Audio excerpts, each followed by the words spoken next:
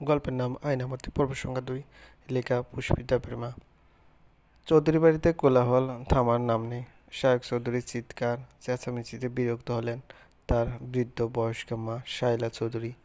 তিনি নাতবউ দেখার জন্য বসেছিলেন, কিন্তু স্বয়ং কোণে বিয়ে ভেঙেছে দিয়ে শুনে তিনি নিজের কানকেও বিশ্বাস করতে পারছেন না। এমন কথা তিনি কখনো শুনেছেন বলে মনে পড়ছে না। তার নাতিকে ফিরিয়ে দেওয়ার মতো সাহস মেয়েটা পেল কোথায়? এত বড় স্পর্ধা, অনিমা ও এক প্রকার রাগ ঝাড়ল বাবার উপর। বিয়েটা হয়ে যেত কি হতো? তারা তো টাকা দেবে না বলেনি, অন্তত মেয়েটার তেজ কমানোর একটা সুযোগ থাকতো। বউ করে এনে দাসী করে রাখলে বুঝতো চৌধুরীদের সাথে বেয়াদবির পরিণাম কি হতে পারে। আস্ত একটা বেয়াদব মেয়ে কিনা আমার ভাইয়ের বউ হতো। তোমরা এই মেয়েকে কি দেখে বউ করে আনতে চেয়েছো? কি আছে সে মেয়ের? এত দাপটের সাথে কথা বলে কোনো সাহসে? অনুরাগ সোফায় বসে আছে হেলান দিয়ে। সবার কথা সে চুপটি করে শুনে যাচ্ছে। কি বলা উচিত তা সে বুঝে উঠতে পারছে না। তবে তাকে ফিরিয়ে দেওয়ার জন্য মেয়েটাকে পোহাতে হবে। সে দেখে নেবে কোথায় মেয়েটার বিয়ে হয়, কার সাথে হয়। সে সোজা দাঁড়িয়ে পড়ল, তারপর হেঁটে নিজের ঘরে চলে গেল। শায়েক চৌধুরী ছেলেকে উদ্দেশ্য করে বললেন, এই ছেলে, আমার ভাবতেই অবাক লাগছে। বিয়ে করবেই মানেটা কি? কতগুলো মানুষের সামনে আমাকে অসম্মানী করলে। লেখাপড়া শিখিয়েছে কি আমার মুখের উপর কথা বলার জন্য, আমার বিপক্ষে কথা বলার জন্য, আমাকে অসম্মানিত করার জন্য? কেন এত শিক্ষিত করিয়েছি? আনহিতা এবার মুখ খুললেন, বললেন, ওকে কেন বকছেন? ওর কোনো দোষ নেই। শায়েক চৌধুরী বললেন, তাই নাকি? দোষ নেই? তোমার ছেলে যে ওই মেয়েটাকে বিয়ে করবে বলে জেদ ধরেছিল, তখন কিছু বলনি কেন? ভাগ্যিস মেয়েটা ফিরিয়ে দিয়েছে, না হলে তো এই বাড়ির বউ হয়ে আসতো মেয়েটা। আনিতা বলল, আরে, নিজের ছেলেকেও চেনেন না? ও তো ওই মেয়েটাকে টাইট করার জন্য বিয়ে করতে চেয়েছিল, যাতে এখানে এনে বুঝিয়ে দিতে পারে চৌধুরীদের সাথে বেয়াদবির ফল কি হতে পারে। শায়েক চৌধুরী থামলেন। শায়লা চৌধুরী বললেন, এর জন্যই আমি পই পই করে বলেছি, ওই নোংরা পাড়ার মেয়েকে বাড়ির বউ করে আনিস না। দেখেছিস এবার? ভাবতে পারছিস ওই মেয়ে এই বাড়ির বউ হয়ে এলে কি করতো? মেয়ে তো এখনো একটুখানি, মাত্র স্কুল পাশ করলো। শায়েক চৌধুরী কিছু বললেন না। সব রাগ গিয়ে পড়ছে বন্ধু আশরাফ উদ্দিনের উপর। শেষমেশ বন্ধু কিনা শত্রুর মতো কাজ করলো। প্রায় সপ্তাহখানেক পার হওয়ার পর আজহার সাহেব খানিকটা সুস্থ হয়ে উঠলেন। পায়ে ভীষণ আঘাত লাগায় তিনি আর হাঁটতে পারবেন না বললেন ডাক্তার। হুইল চেয়ারে বসে কাটাতে হবে বাকিগুলো দিন, আল্লাহ চাইলে উঠে দাঁড়াতে পারেন। বাড়ি ফিরে সবার আগে নিজেই কান্নায় ভেঙে পড়লেন আজহার সাহেব। বললেন, আমি আর বাজারে যেতে পারবো না। আমার ব্যবসার হাল কে ধরবে? আয়ান তো সেই ব্যবসা করবে না, তার পরিবারটা চলবে কিভাবে? মেয়েটারও বিয়েও ভেঙে গেল। বাবার এমন দুর্দশার জন্য নিজেকে দায়ী করল আয়না।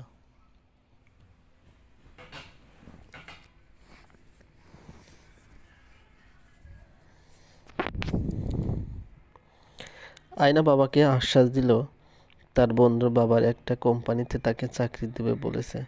চাকরিটা হয়ে গেলে আর চিন্তা নেই। কিন্তু আজহার সাহেব বললেন, আমার ব্যবসা কে দেখবে? আয়ান চুপ করে থাকলো। পেঁয়াজ কিভাবে বিক্রি করবে সে? সে পারবে না।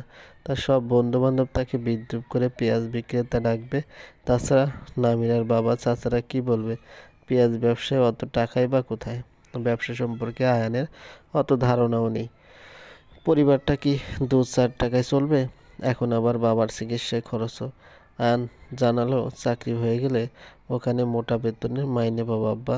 তুমি চিন্তা করো না, শুধু দোয়া করো। আদার সাহেব বললেন, ঠিক আছে, সংসারের দায়িত্ব এবার থেকে তোর। আয়ান বলল, ঠিক আছে আব্বা। আয়নাকে দেখে দু চোখে ভিজে উঠল আজহার সাহেবের। মেয়েটা বিয়েটা আজও হয়ে উঠল না। পাড়ার লোকেরা যা তা বলছে মেয়েটাকে। তার জন্যই মেয়ের বিয়েটা ভেঙে গেল। সব কিছু হলো তার জন্য। তার অঘটন না ঘটলে এসব কিছুই হতো না। বনেদি পরিবার থেকে সম্বন্ধ আসায় কত খুশি হয়েছিলেন তিনি। পুরো পাড়ার মানুষ অবাক হয়েছিল তার মেয়ের জন্য চৌধুরী বাড়ির ছেলের সাথে সম্বন্ধ আসায়। কিন্তু কি হয়ে গেল? শেষ রক্ষা আর হলো না।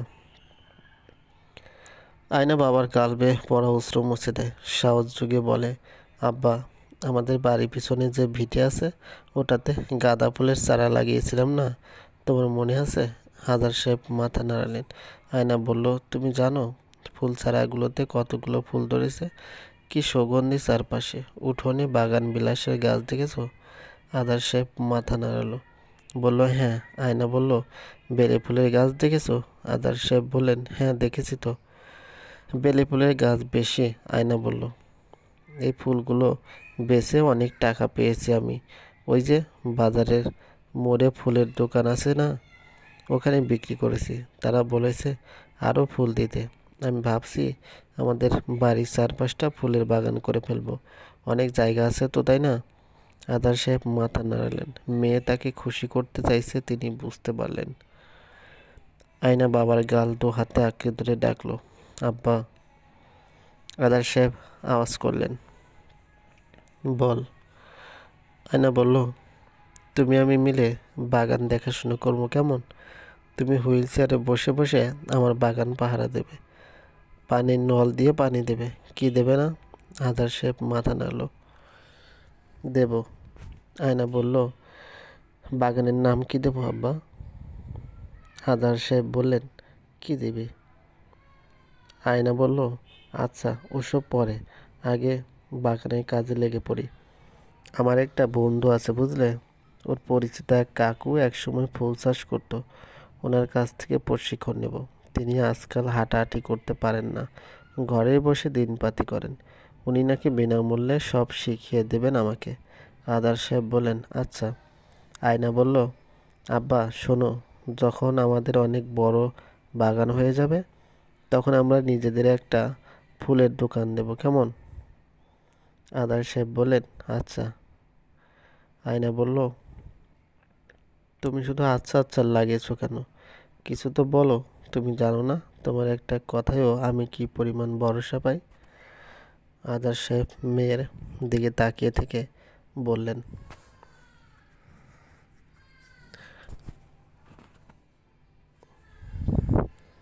তোর বিয়েটা কি আর?